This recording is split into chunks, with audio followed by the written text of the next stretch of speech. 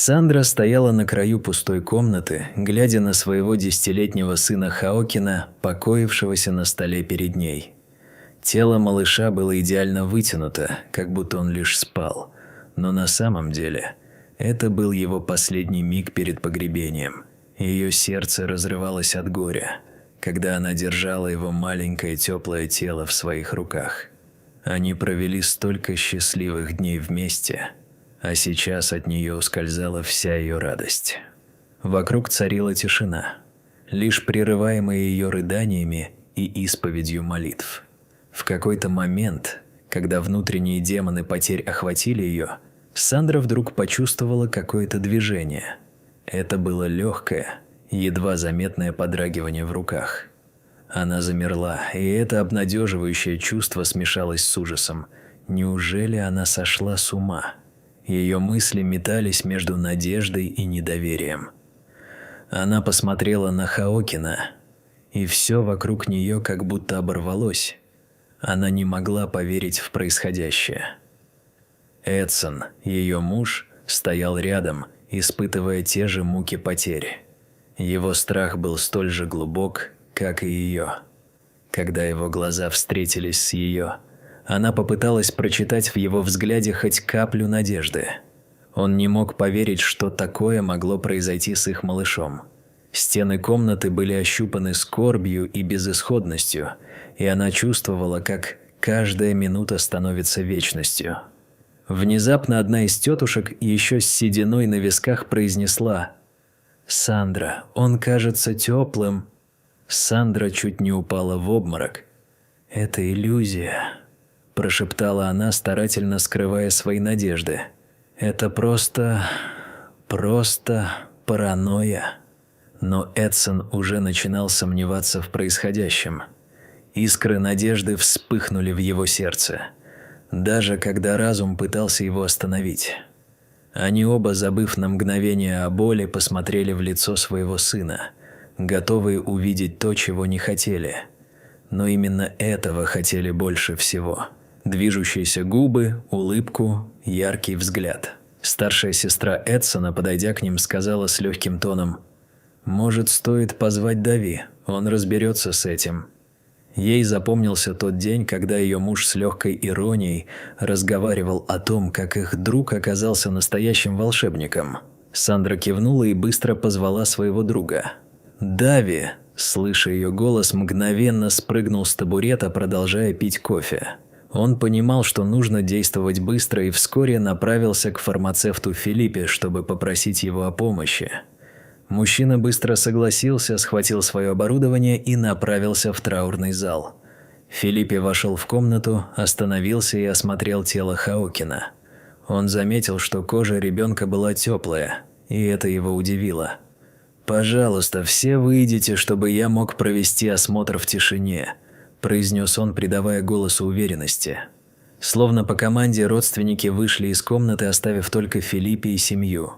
Для Эдсона и Сандры это время ожидания стало настоящим испытанием. Они смотрели друг на друга, в их глазах возникала смесь надежды и страха. Один из родственников прошептал слова поддержки. «Все будет хорошо. Мы верим в это». Филиппе начал осмотр, прислушиваясь к легким звукам. Он слышал едва уловимый шепот, но не мог быть уверен в его истинности. Давление нарастало, а воздух был насыщен невыносимым ожиданием.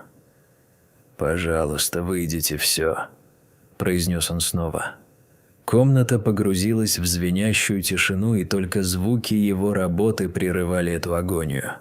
Сандра запустила его, сердце ее колотилось в грудной клетке. Что если он ли родственники, и они, переживая за медицинскую халатность, опасались, что снова могут потерять сына? Внутри их сердца сжимались, когда они слышали звуки сирены. В приемной больнице царила напряженная атмосфера. Сандра и Эдсон ждали, держа друг друга за руки, как будто это могло помочь. Сердца их стучали в унисон, пребывая в надежде на лучшее. Врач, который занимался ребенком, подошел к ним и медленно произнес: «Мы справились, удалось стабилизировать жизненные показатели ребенка». Облегчение и новая тревога заполнили их, каждая секунда ожидания казалась невыносимой. Сандра вспомнила, как все начиналось с обычной простуды. Хаокин подхватил вирус, и оно выглядело незначительно. «Мы просто посидим дома, он быстро поправится», – думали они. Но состояние ребенка ухудшалось, и они все же решили поехать в больницу. Унылые оттенки ночи, когда они прибыли, встречали их теплом, которое угасало, двойной горизонт ставил перед ними все новые вызовы. В больнице их встретила угнетающая картина и равнодушные сотрудники. Врач, который хотел их обследовать, отнесся к этому с предвзятостью, говорит: «Что-то ничего серьезного, дайте ему немного отдохнуть». Он выписал рецепт и отправил их домой. Состояние ребенка ухудшилось, и они снова поехали в больницу лишь для того, чтобы услышать от врача, что их сын был на грани. Когда они вернулись, Хаокин уже был в отделении интенсивной терапии. Он выглядел таким хрупким, как будто ветер мог его унести.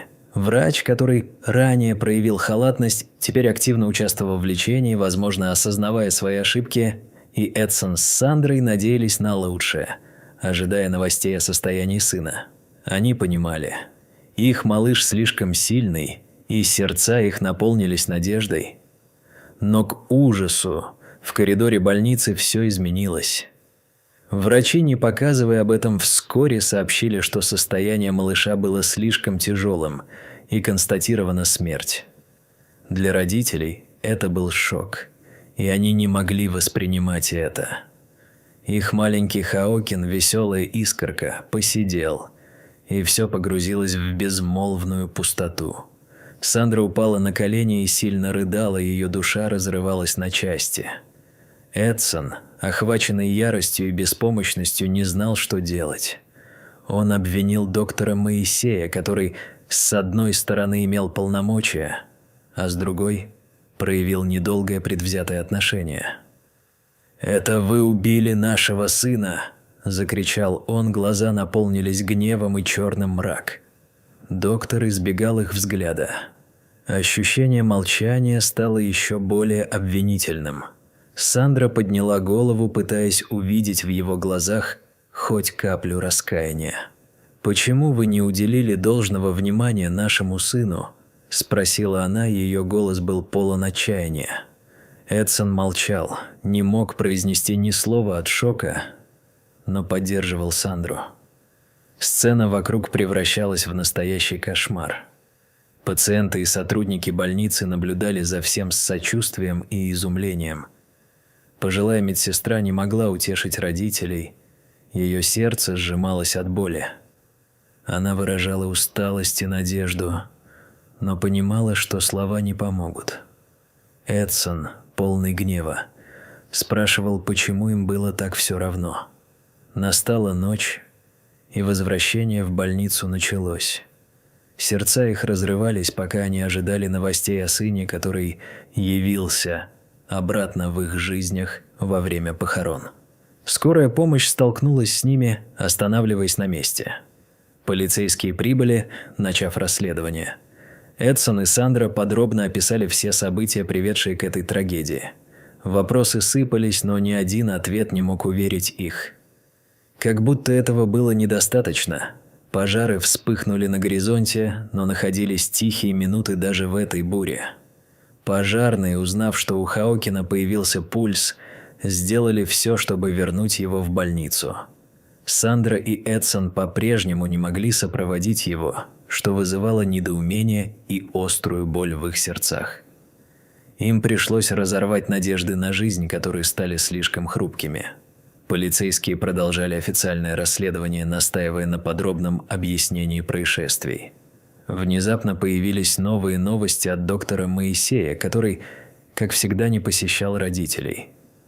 «У Хаокина не обнаружено признаков жизни», – сказал он, погружая их в темноту.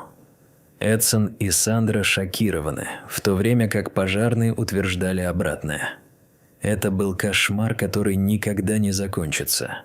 Эдсон не понимал, как это возможно. Почему же они видели свое дитя, а этот врач остается тенью без прощения?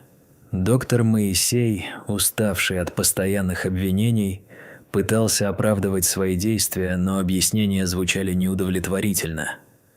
Полицейские настаивали на детальном разборе всех процедур. Это было очевидно, и ничто их не останавливало. Сандра, охваченная гневом и решимостью, настаивала, что они видели и чувствовали жизнь в Хаокине. «У него было тепло, он был с нами!» – кричала она, голос ее вздрагивал. Эдсон прижал ее к себе, помогая избавиться от негативных эмоций и потерь. Внутри них горела надежда. Может, это была неправда, и он все еще здесь. История на этом не закончилась. Сандра и Эдсон начали борьбу за правду и справедливость. Общественное давление вынуждало власти действовать, и вскоре началось громкое расследование. Доктор Моисей, подвергнутый строгому допросу, был арестован, следователи посчитали его халатность недопустимой. На фоне всех этих потрясений Хаокин продолжал бороться за жизнь. Его состояние улучшалось, и врачи старались исправить ошибки прошлого, давая ему шанс. С гордостью он открыл глаза и слабо улыбнулся своим родителям. Это была настоящая победа и символ надежды и веры в справедливость, которую они искали так долго. Люди со всего города начали выражать свою солидарность и поддержку. Плакаты и свечи заполнили больничное дворище. Хаокин начал реагировать, и его первая улыбка вызвала волну эмоций среди родных и медиков. Врачи стали свидетелями настоящего чуда, того, о котором они лишь мечтали, когда ожидали улучшения. С каждым днем Хаокин восстанавливался под тщательным наблюдением. Он побеждал свои недуги, и каждый миг стал примеру признания простых радостей. Первый вздох, первая слеза, первое слово. Семья безмерно ценили каждый момент. Сандра и Эдсон чувствовали глубокую благодарность за все мгновения, проведенные вместе. Тем временем судебный процесс стал настоящим испытанием для всех. Доктор Моисей был признан виновным в халатности и заключен под стражу. Сообщество требовало справедливости, и она восторжествовала. Для Эдсона и Сандры настоящая победа заключалась в их сыне, который смог пройти через все трудности. Испытанные трудности стали ценными уроками для семьи. Они осознали, что с любовью и единством можно преодолеть абсолютно любые препятствия жизни. Эта история напоминала им, что даже в самых мрачных часах в конце тоннеля всегда есть свет, надо только суметь его увидеть.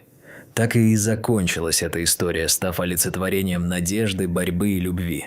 Это были уроки, которые никогда не забудутся, но принесут в жизнь светлые перспективы, заявляя: «Мы будем вместе, несмотря ни на что».